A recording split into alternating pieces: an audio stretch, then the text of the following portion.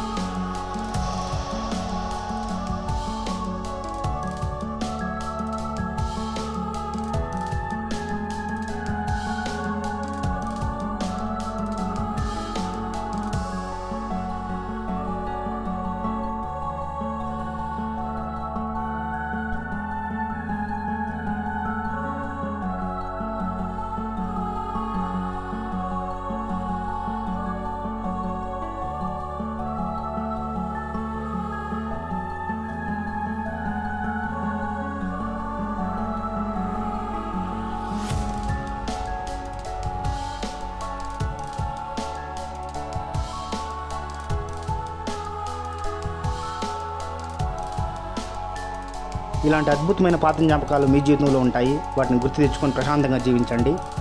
అందరూ బాగుండాలి, అందరిలో మనం ఉండాలి. జై హింద్, జై భారత్. Nivas signing off.